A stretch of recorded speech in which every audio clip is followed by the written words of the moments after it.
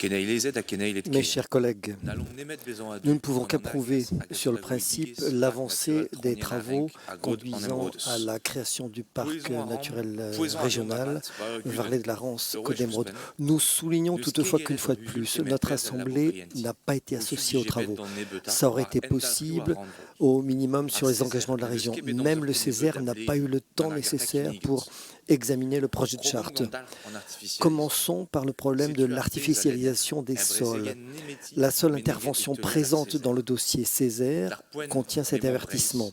À l'heure où la Bretagne, et en particulier son littoral, est soumise à une forte demande d'urbanisation, la maîtrise de celle-ci reste essentielle afin de préserver la richesse de son environnement. Oui, cesser au plus vite l'artificialisation des sols est un enjeu de sécurité alimentaire, de protection de biodiversité, de lutte contre le réchauffement climatique.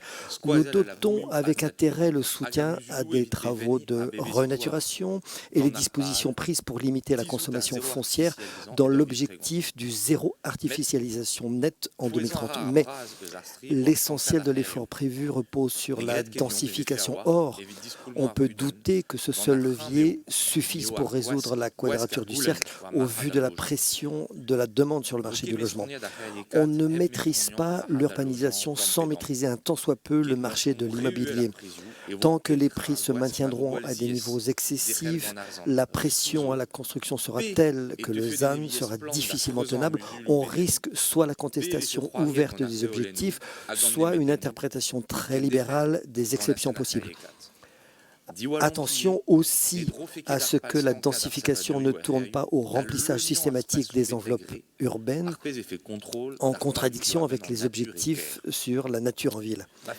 Si nous voulons à la fois un territoire habité et animé et des terres agricoles naturelles préservées, il est donc essentiel d'attaquer le problème à la racine en apportant des dispositifs de régulation du marché.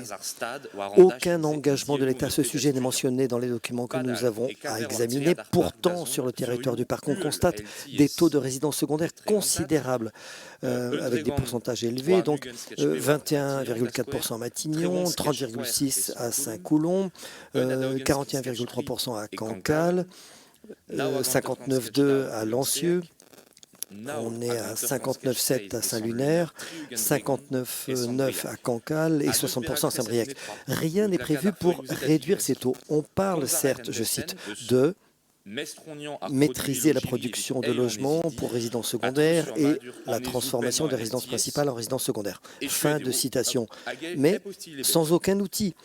Alors, comment espérer, je cite, rééquilibrer l'habitat sur l'ensemble du territoire ou, je cite encore, renforcer la cohésion sociale ou encore, je cite, ménager la pression sur le littoral.